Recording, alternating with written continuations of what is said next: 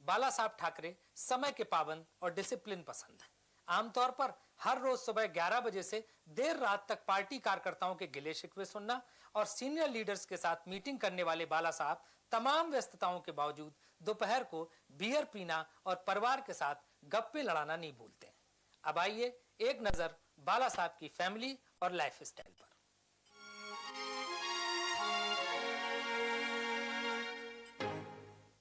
तमाम व्यस्तताओं के बावजूद बाल ठाकरे थोड़ा बहुत वक्त अपने परिवार के सदस्यों के बीच भी बिताते हैं। उनके दो बेटे जयदेव और बिंदु फिल्म और कैसेट के व्यवसाय में हैं, जबकि उद्धव को राजनीति में खासी दिलचस्पी है। इधर बाल ठाकरे पर परिवारवाद को बढ़ावा देने के भी आरोप लगने लगे हैं। शिवसेना के भीतर और बाहर ये आम धारणा है कि ठाकरे के भतीजे राज और छोटे बेटे उद्धव को शिवसेना की कमान संभालने के लिए प्रशिक्षित किया जा रहा है। शिवसेना की युवा इकाई विद्यार्थी सेना की कमान बाल ठाकरे के भतीजे राज ठाकरे के हाथों में है, जबकि उद्धव जनवरी 89 से पार्टी के दैनिक अखबार सामना का कार्य संभाले हुए है। चर्चा तो इस बात की है कि शिवसेना प्रमुख अब खुले रूप में राज की बजाय उद्धव को शिवसेना की कमान संभालने के लिए तैयार कर रहे हैं। परिवारवाद के आरोपों से घिरे बाल ठाकरे ने अपनी बहू को शिवसेना की महिला इकाई का अध्यक्ष बना दिया है। इंदिरा गांधी पे परिवारवाद का आरोप लगता है, लेकिन आप भी तो परिवार को बढ़ा रहे हैं। किधर? बेटा है आपका, भतीजा है, बहू भी अब आप महिला विंग की प्रेसिडेंट है। मैं शिवसेना प्रमुख जब बना, इससे पहले मेरी शादी हुई और लड़के पैदा हुए। इससे मुझे ये नहीं थी, मुझे पता नहीं था कि मैं शिवसेना प्रमुख बनूंगा। बाद में घरानेशाही शुरू हो जाएगी। घरानेशाही क्या होती है? डॉक्टर को कभी ये नहीं पूछता कि आपका लड़का डॉक्टर हुआ तो ये क्या घरानेशाही नहीं है? जब भी मुझे ये भी सवाल पूछा जाता है कि आप व्यंग चित्रकार है, आपके लड़के ने कोई ये आपकी कला नहीं ली, हासिल नहीं की, तो मैं कहता हूँ कि नहीं वो फोटोग्राफर में। क्यों? अभी ये क्यों सवाल यहाँ आता है? पॉलिटिक्स में ये सवाल क्यों नहीं पूछते आप कि आप इतने बड़े लीडर बन गए, क्या आपके घराने में कोई आपके रास्ते पर चलने वाला है कोई? और जब भी मैं कहता हूँ हाँ ये होंगे, अरे कैसी बात है, आप फैला रहे आपके घरानेशाही।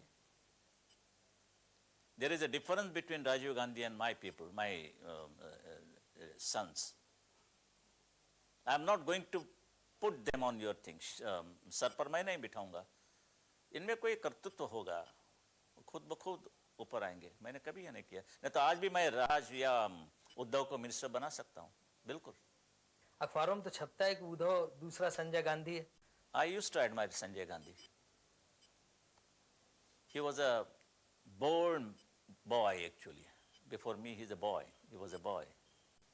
राजू से ये होता तो देश का पूरा नक्शा बदल जाता, पूरा नक्शा बदल जाता। इसमें शर्म की क्या बात है? ये कोई गाली नहीं है।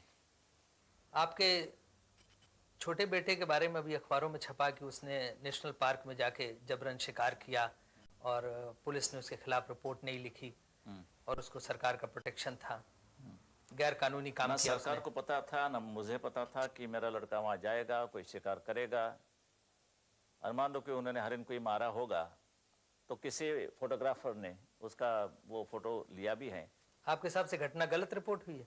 गलत नहीं, इसमें एक दूसरी बात होती है। ये मेरा लड़का है और किसके लड़के मार कितने भी बात कर शेर भी मारते हैं तो कोई नहीं सवाल उठाते हैं। Banner line was given by times of India और एनरॉन सेकंड प्रेफरेंस। आज तो एनरॉन की बात हो रही है पूरी दुनिया में और यहाँ तो मेरे लड़के के शिकार की बात हो रही है। नहीं, अखबार वालों तो आपके बेटे की बात इसलिए हाईलाइट की क्योंकि आप वो न्यूज़ से वजह से सर्कुलेशन नहीं क्योंकि बाल ठाकरे के बेटा और बाल ठाकरे के हाथ में रिमोट कंट्रोल है आज महाराष्ट्र की गवर्नमेंट का। मैं तो कभी दखल भी नहीं देते इन लोग, ये लड़के क्या करते हैं क्या नहीं। जब तक वो कोई बेकानूनी बात नहीं करते, कोई गर्द पाउडर या कोई ब्राउन शुगर नहीं बचते, तब तक मुझे कोई दखल देने की कोई सवाल भी नहीं मेरे यहाँ सामने। शिकारी तो है ही वो जाता भी है कि बहुत ही कुछ ऐसे दोस्त है, कभी दारा कोंडके के साथ जाता है, कभी पुराने जो मिनिस्टर थे उनके लड़के के साथ गए थे, वो कभी बात नहीं आई। I don't like that particular stink in that actually कि वो मेरा लड़का है, इसके लिए बैनर लाइन। अच्छा, आप अपना उत्तराधिकारी शिवसेना में किसे बनाएंगे, उद्धव को या राज को? ना नहीं, वो बहुत ही ऐसे ये सवाल आप नरसिम्हा राव को क्यों नहीं पूछते? ना कभी ये सवाल आपने शरद पवार को पूछा? मुझे क्यों ये सवाल पूछा जाता है? और मैं चाहता हूं कि पहले इसकी जल्दी क्या है, किसको जल्दी है? पता है, ऐसा लगता है कि कोई राज ने कोई ऐसी जल्दी नहीं बताई, ना उद्धव ने बताई कि चले बाप बैठा तो साले जगह खाली नहीं होती है, और जब तक हैं तो जगह नहीं मिलेगी।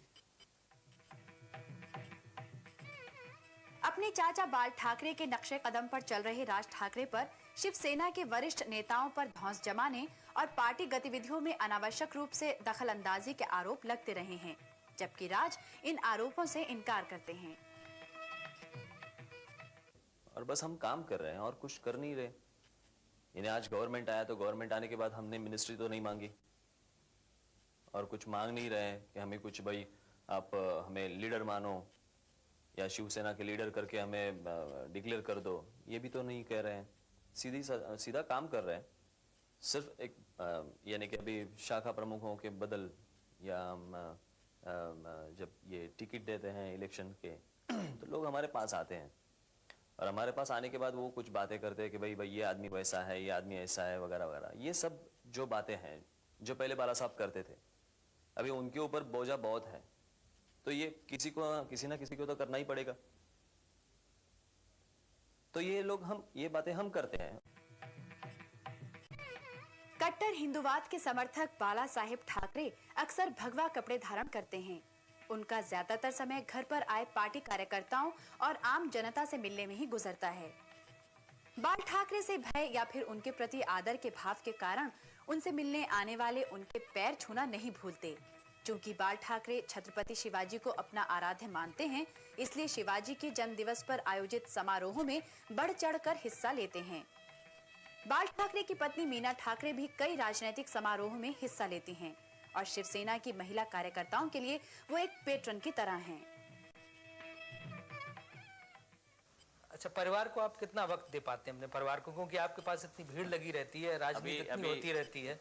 कल 2 बज गए, मेरी बीवी की तबीयत एकाएक थोड़ी बिगड़ गई थी, ना वो सो सकी ना मैं सो सका और यहाँ आना पड़ा। But she is all right now, मगर लेकिन उनको घर में रख के मैं यहाँ आया हूँ। और शिकायत तो नहीं रहती होगी कि आप दिन भर लोगों के बीच में शिकायत करने के बाद भी क्या कर सकता है, क्या कर सकते हैं? एक बार तो ये सवाल हमने उठाया है, मिशन ली है तो पूरी ही करनी पड़ेगी। आप इतना फिट कैसे रहते हैं? मैं ना पैसा खाता हूँ ना अनाज खाता हूँ, मैं गालियाँ ज़्यादा खाता हूँ, तो फिट रहता हूँ। पूना में आपने पब्स बंद करवा दिए, क्या बम्बई में भी बंद करवाएंगे? मैंने नहीं कि बात है इससे कि एक प्रोग्राम के बाद जब भी मैं गाड़ी में बैठ जा रहा था, उस वक्त गोपीनाथ मुंडे मुझे मिला। उन्होंने कहा कि बाला साहब अभी एक ऐसी खबर आई है कि यहाँ एक कोई पब्स चलते हैं और वहाँ यानी कि ये जवान लड़के और लड़कियाँ नंगे नाच करते हैं, सिगरेट ये करते पीते हैं, ये वो गर्द की होती है, ब्राउन शुगर की, पता नहीं। मैंने जब ये देखा कि ये हमारी संस्कृति नहीं है, मेरे देश के खिलाफ है, देश के संस्कृति के खिलाफ, और मैं नहीं चाहता कि हमारे देश में कोई हिप्पी पैदा हो जाए, तो मैंने कहा कि ये आपके कोई निश्चित खबर हो, इन्फॉर्मेशन हो तो बैन कर दो ये पब को। पीने पिलाने से तो कोई परहेज नहीं ना सरकार को? हम कोई विनोबा भावे और मोरारजी देसाई नहीं है। आप भी बियर पीते हैं? आदमी को कुछ ना कुछ तो ऐसी हैबिट होनी चाहिए कि लोग उनको कहेंगे कि आदमी है। मुझे वो लोग पसंद नहीं आते, बड़े बदमाश होते हैं। क्या आप सिगरेट पीते हैं? नहीं नहीं, मैं पीता नहीं। क्या आप शराब? नहीं नहीं, मैं नहीं शराब। कोई आप पान भी? नहीं नहीं, मैं पान नहीं खाता हूँ। ये सुपारी? नहीं सुपारी। साला क्यों जिंदा रहते हैं आप लोग? मैं इतना नहीं कि भाई चलो ये भी नहीं वो भी नहीं, शादी भी क्यों की, वो भी छोड़ दो। मेरा स्वभाव जैसे मेरे पिताजी थे वैसा मैं हूँ। ये ढोंगबाजी या व्हाट यू कॉल हिपोक्रेसी, ये मैं हमारे घराने में नहीं, बिल्कुल नहीं।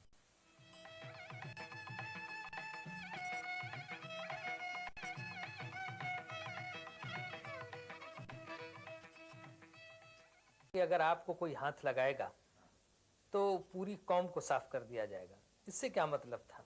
मैंने कहा कि जाति जमाते की जो भी कौम हो, ये कहा कि मुसलमान हो उसकी कौम हम ख़त्म करेंगे। मैं कौम की बात करने के पीछे मेरा यही मकसद था कि वो पाकिस्तान के लोग होंगे और जितने भी यहाँ होंगे, बांग्लादेश के होंगे, जितने भी होंगे, वो हम खत्म करेंगे। आपने कहा था बांग्लादेशी मुसलमानों के यहाँ से हटाएंगे। जहाँ जहाँ मिलेंगे वहाँ से हटाएंगे, पाकिस्तान के हो या बांग्लादेश के हो। आप उनको बंबई या महाराष्ट्र से निकालेंगे या देश से निकालने की बात करते हैं? देश को कैसे निकाले? हमारे यहाँ से हम निकालेंगे, उसको छोड़ देंगे उनके बॉर्डर तक, और यहाँ राजस्थान के बॉर्डर्स थे, चाहे तो पाकिस्तान में जाओ, मगर यहाँ नहीं, क्योंकि वो इस्लाम का ये है, ये देश है। जाओ वहाँ जाके नमाज पढ़ो आराम से।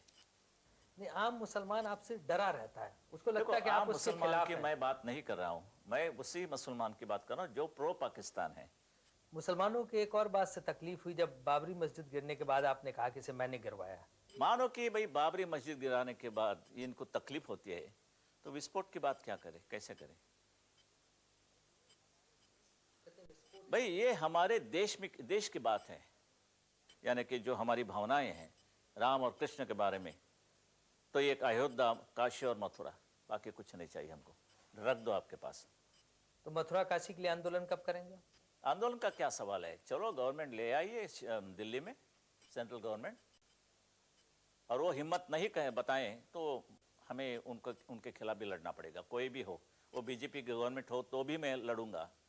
लेकिन बीजेपी कहती कि मथुरा और काशी तो मेरे एजेंडा में है ही नहीं। हम लिख देंगे वो एजेंडा, हम लिखेंगे काशी और मथुरा का नाम, मैं करूंगा वो। मुसलमानों की भावनाओं को ठेस नहीं पहुंचेगी? भाई ये देश किसका है ये पहले बताइए। मुसलमानों को पाकिस्तान मिल गया है, हमें हमारा जो बाकी बात रही वो हिंदुस्तान है।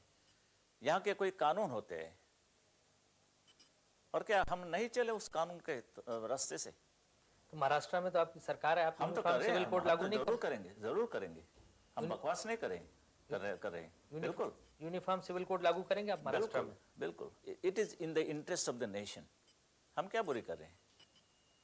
कोई सरकार तो कोई उखाड़ नहीं दे रहा है, तो एनीथिंग दैट इंटरेस्ट, और it is in the interest of the nation, हम तो करेंगे। कैसे रोकेंगे? कौन रोकेगा? महाराष्ट्र में हुए विधानसभा चुनाव के पहले ही बाल ठाकरे ने घोषणा कर दी थी कि राज्य में शिवसेना और भाजपा गठबंधन की सरकार बनी तो मुख्यमंत्री चाहे जिस दल का हो, रिमोट कंट्रोल वे अपने हाथ में ही रखेंगे। और आज सरकार बनने के बाद भी बाल ठाकरे अपने उसी बयान पर कायम है। बाल ठाकरे ही महाराष्ट्र की सरकार चला रहे हैं, ये मैं जानता हूँ, ये मैं बता चुका हूँ। और बाल ठाकरे आज वहाँ बेताज बादशाह हैं, इससे कोई इनकार नहीं कर सकता। बिल्कुल नहीं, वो हमारे बहुत बड़े नेता हैं और अनुभवी नेता हैं, वो हमारे हाईकमांड हैं। कोई सबूत नहीं होता है। आपकी सरकार को कोई ऑफर ऐसे नहीं मिला? होगी और मुझे पता लगेगा तो एक गवर्नमेंट कुछ, यानी कि मिनिस्टर कोई भी होगा, चाहे चीफ मिनिस्टर हो तो भी, he will not remain there for a minute, mind you that, not for a minute. Yes, आज भी मैं पैसा ले सकता हूँ एनरॉन से।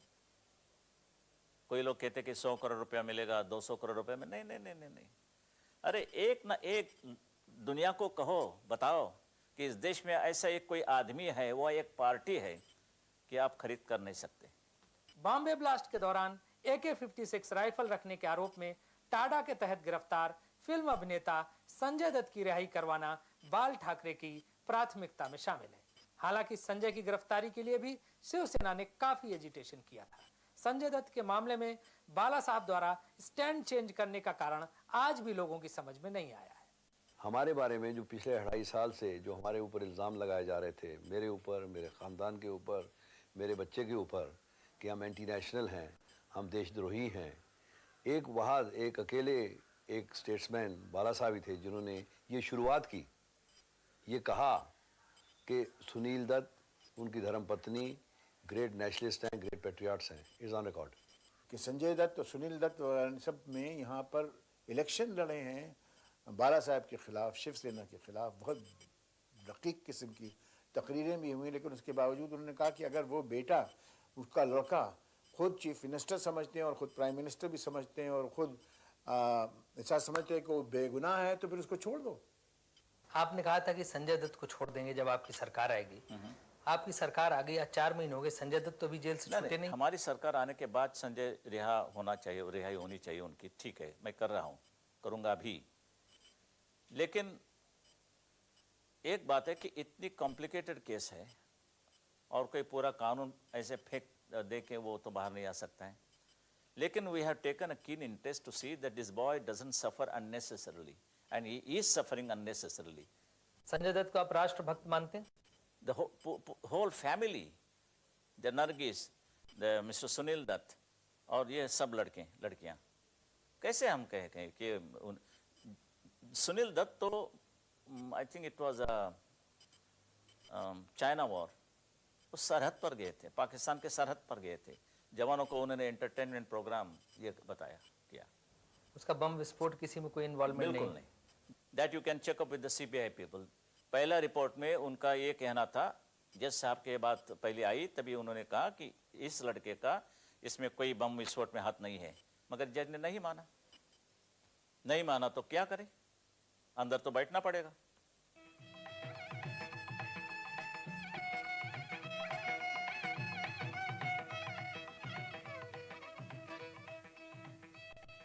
तो यह था शिवसेना प्रमुख बाल ठाकरे की पर्सनालिटी का एक लेखा जोखा।